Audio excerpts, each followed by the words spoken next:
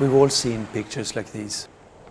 Big islands of plastic floating in the oceans. Plastic waste drifts in creeks and rivers down towards the sea, and it's not easily degradable once it gets there. Ordinary plastics, they last for hundreds of years. Plastic materials may be broken down into smaller pieces, but they're still there, and they're still entering the food chains and ecosystems.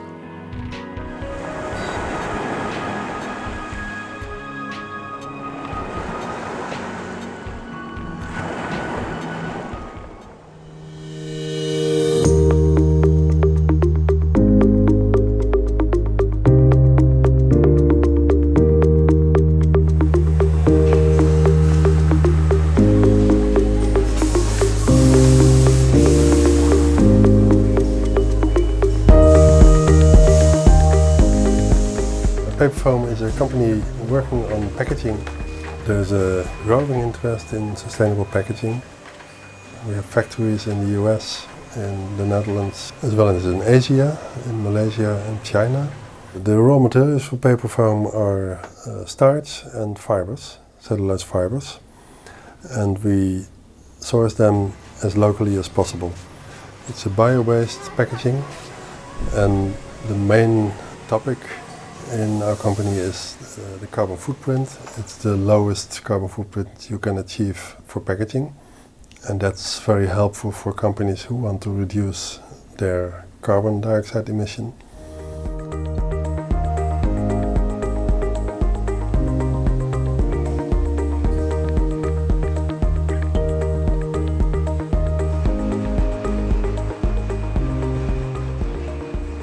It doesn't have to be high-tech solutions. There are a lot of solutions around. There's a lot of paper being made from sustainably produced wood that can replace plastics.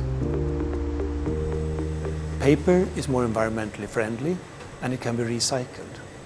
In fact, today almost 60% of the paper used worldwide is recycled.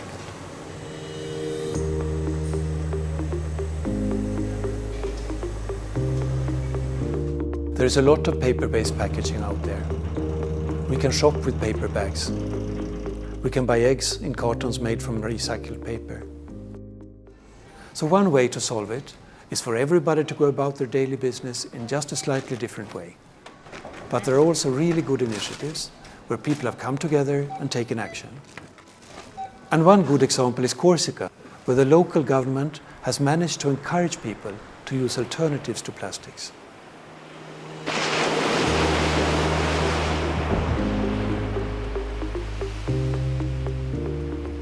Bonjour et bienvenue à la Caisse Express. Avez-vous un sac cabas?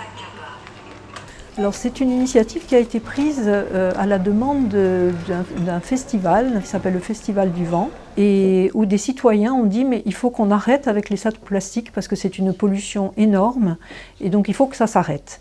Et ça a été repris par l'Assemblée de Corse et ça a été repris surtout par la grande distribution, c'est-à-dire les commerces, les grands commerces qui ont organisé un référendum auquel 30 000 personnes, c'est-à-dire 10% de la Corse, a répondu pour dire si tout le monde était d'accord pour arrêter l'utilisation des sacs plastiques à la caisse des supermarchés.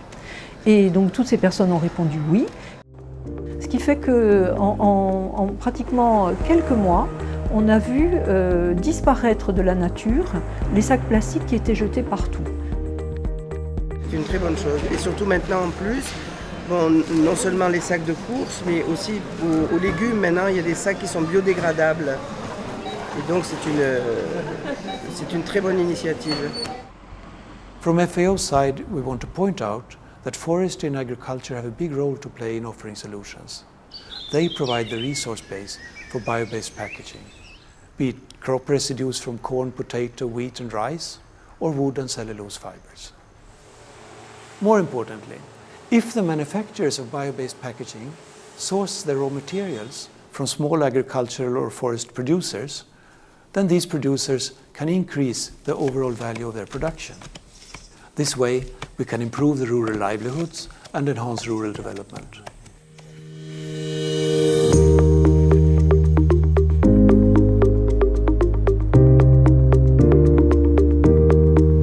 We are also ready to support the development of standards that make it easier to market new bio-based packaging materials. What we need is openness to the market. We should have less difficulty in reaching certain standards.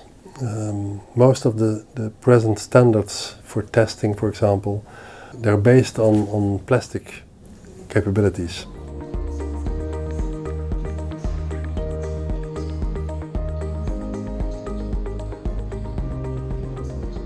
Et c'est ce consensus entre à la fois la population, les professionnels, les commerçants et le monde politique qui a fait que ça a été une réussite.